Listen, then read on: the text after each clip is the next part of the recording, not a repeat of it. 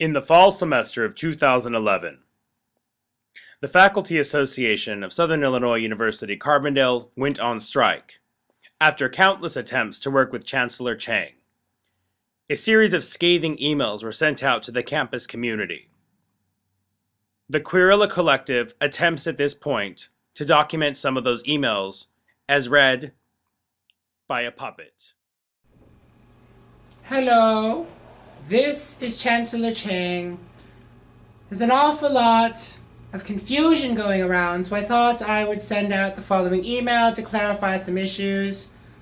Also, so that there is less confusion. I already said that. Oh, I'm very tired. Anyways, to the university community, as many of you know, the walkout by the SIUC Faculty Association is now in its second day. Since the walkout, there have been many public statements and allegations about the state of bargaining during these last weeks.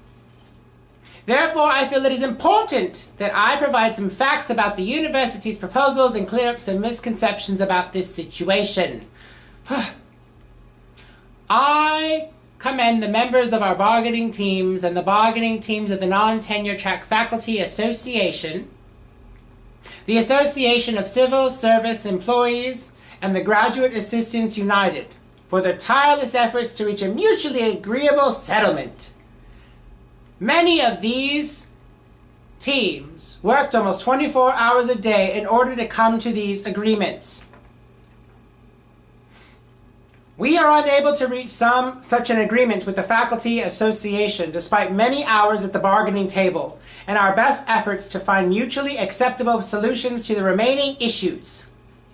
The university remains willing to return to the bargaining table to try to reach an agreement with this remaining union. The Faculty Association has alleged that the university's proposal on reduction in force damages tenure and does not provide for transparency and accountability. Tenure is a core value for the entire university. Our proposal protects that core value while preserving the statutory authority and responsibility for the fiscal management of the university vested in the Board of Trustees by the Illinois Legislature. Consequently, the Faculty Association's proposal that a third party be assigned the responsibility of deciding if the university is in a financial crisis that requires layoffs of faculty is impractical because we will not bargain away board authority. The university's proposal requires that a financial exigency be declared in accordance with the Board of Trustees policy as it currently exists. That policy contains specific criteria that must be examined by the board prior to such a declaration. Further, the policy requires the continuous involvement of constituency groups in the decision. The university submitted a proposal to the Faculty Association that would require the Chancellor to conduct discussions with the Faculty Association related to possible cost savings measures before a recommendation for a declaration of financial exigency is submitted to the Board of Trustees.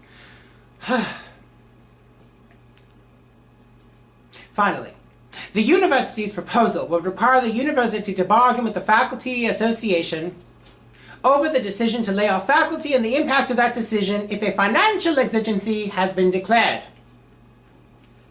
We believe this proposal meets AAUP standards, provides Faculty Association input prior to a declaration of financial exigency, and protects bargaining rights surrounding a layoff decision. The Faculty Association has also demanded that the Board of Trustees relinquish the final determination of the need for furlough or closure days in the event of a financial crisis to an unknown third-party arbitrator, and that any furlough or closure days we be prepaid in the next fiscal year. On the last day of bargaining, the Faculty Association issued a proposal indicating that they must have at least one of these items to reach agreement. The university's furlough proposal provides the faculty with certain protections prior to such a declaration, while preserving the board's fiscal authority. Prior to issuing furloughs or closure days, the Chancellor would be required to seek campus-wide input, including from constituency groups on cost-saving measures.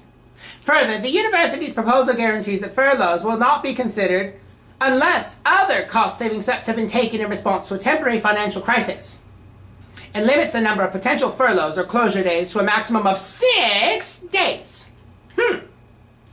Finally, the university's wage proposal mirrors the proposals offered to and accepted by other unions on campus, namely a 1% increase in January of 2012, a 1% increase in July of 2012, and a 2% increase in July of 2013.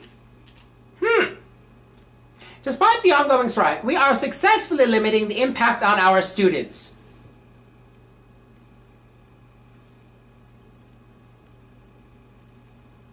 At the close of the second day of the strike, less than 5% of class sections were affected by the walkout, and we have plans to cover these classes next week with qualified instructors.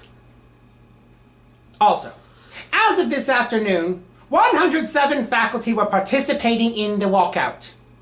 Our total instructional force, tenure track, non-tenure track teaching assistants on the Carbondale campus, excluding the schools of law and medicine, is 1,994. I realize that this situation presents challenges to our departments, the college deans, and faculty members who continue to teach the regular classes and are taking on additional teaching responsibilities. My thanks to all of you for your unwavering commitment to our students. They are our priority. Sincerely, Rita Cheng, Chancellor.